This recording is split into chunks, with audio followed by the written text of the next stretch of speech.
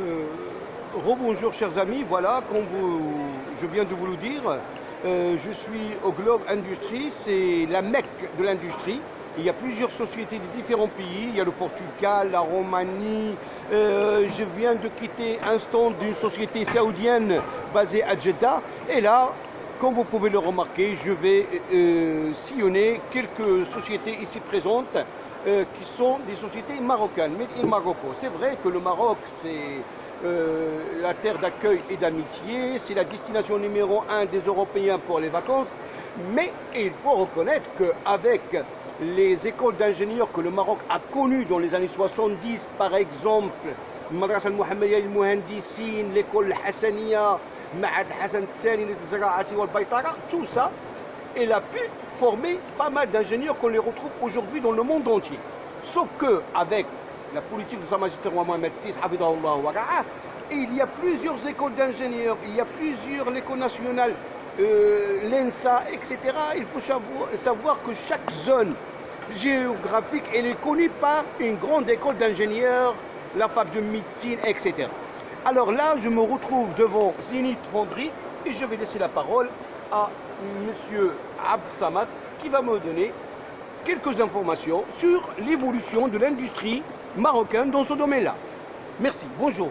Bien, bonjour, donc là vous êtes devant le stand de Zénith Fonderie. Moi personnellement je suis un ancien MRE. J'ai étudié en France et puis j'ai travaillé en France dans le domaine de la fonderie.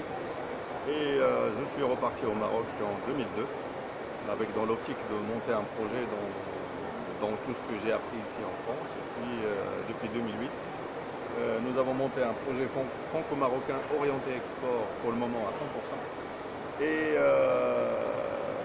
là, ça se développe. Nous avons un projet de développement pour multiplier par 3 actuellement tout ce que nous faisons. Et l'industrie, elle se développe de plus en plus, surtout dans le secteur automobile, dans le secteur aéronautique. Et maintenant même le marché marocain aussi dans le cadre de tout ce qui est substitution aux importations. Il commence à y avoir de l'industrie qui se développe fil de l'eau. Merci pour ces informations. Donc il y a des pièces qu'on peut trouver chez Airbus, chez Boeing, sans aucun souci. Donc les pièces que nous faisons ici, c'est dans le médical, le domaine électrique, l'électronique, le bâtiment, tout ce qui est domotique, l'électronique, l'automobile et puis aussi bientôt maintenant l'aéronautique qui s'installe, qui se développe de plus en plus et qui demande à avoir de l'industrie, notamment de la fonderie, que nous allons développer, Inch'Allah. Alors que je vous parle, il y a Safran qui est bien installé au Maroc. Bien sûr. Voilà. Bien il y a sûr, Boeing là. aussi. Boeing, pas encore, mais c'est surtout Airbus qui actuellement fait confiance au Maroc.